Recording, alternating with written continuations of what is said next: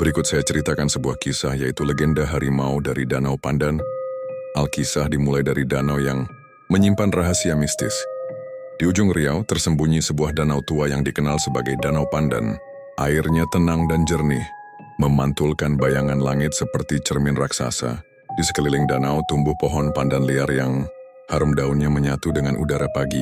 Tapi meski terlihat indah, tidak ada seorang pun yang berani memancing atau mandi di danau itu saat malam.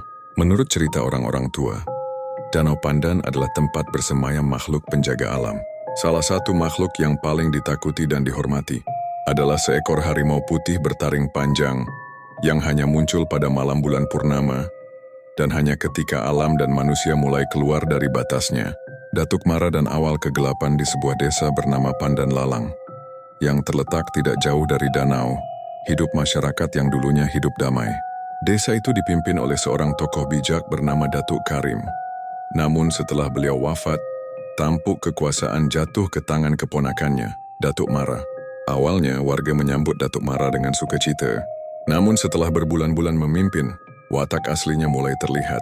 Ia mulai memungut pajak tanah yang tinggi, memaksa para petani menyerahkan hasil panen terbaik, dan bahkan menebangi pohon-pohon tua di hutan untuk dijual ke orang luar. Suara tangisan anak-anak yang kelaparan mulai terdengar dari gubuk-gubuk penduduk. Bahkan sumur-sumur mulai mengering, dan binatang-binatang hutan mulai bermigrasi keluar daerah. Seolah-olah alam ikut menangis.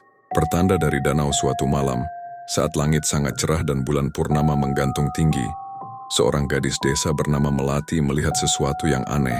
Dari pinggir danau muncul kabut putih yang berputar membentuk lingkaran. Dari dalam kabut itu terdengar suara raungan panjang, dalam dan menggetarkan dada. Orang-orang mengira itu hanya suara angin, namun para tetua tahu, itu raungan harimau Danau Pandan. Suara itu adalah peringatan bahwa alam tidak diam terhadap kelaliman manusia. Malam terakhir Datuk Mara, meski diperingatkan oleh para tetua untuk berhenti dari keserakahannya, justru menantang kekuatan gaib itu. Dia berkata, "Makasih mimban di sini. Tidak ada harimau, tidak ada danau, tidak ada roh yang bisa mengaturku." Malam itu ia berpesta di balai desa bersama para pengikutnya, sambil tertawa dan minum tua.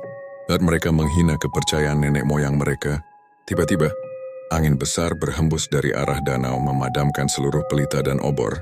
Dari tengah kegelapan muncullah sosok besar berbulu putih, dengan mata merah menyala. Harimau itu melangkah pelan, namun tiap langkahnya membuat tanah bergetar. Orang-orang berteriak ketakutan dan melarikan diri, tapi Datuk Mara terdiam, tubuhnya kaku, seolah ditahan kekuatan tak terlihat. Harimau itu mengaum sekali. Suara itu membuat kaca-kaca pecah dan pohon berguncang. Dengan satu lompatan, harimau menerkam Datuk Mara dan lenyap kembali dalam kabut. Pagi yang baru keesokan harinya, warga menemukan tubuh Datuk Mara di tepi danau. Wajahnya penuh ketakutan, dan di tanah sekitarnya tampak jejak kaki harimau besar yang perlahan memudar. Sejak hari itu desa Pandan Lalang kembali tenang. Warga berkumpul dan memutuskan untuk hidup sederhana dan menjaga alam sebagaimana ajaran para leluhur. Setiap malam bulan purnama, penduduk desa meletakkan sesaji sederhana berupa bunga pandan, air dan nasi putih di tepi danau, sebagai tanda hormat pada sang penjaga. Epilog, penjaga alam yang abadi Danau Pandan tetap tenang hingga hari ini. Kadang saat malam sunyi dan bulan purnama menggantung, beberapa orang mengaku melihat mata merah menyala di balik kabut. Tidak semua orang percaya, namun satu hal yang pasti, alam tidak akan diam jika manusia melampaui batasnya. Pesan moral, kekuasaan tanpa belas kasih akan menghancurkan diri sendiri. Alam bukan hanya tempat tinggal, tapi juga makhluk hidup yang punya jiwa.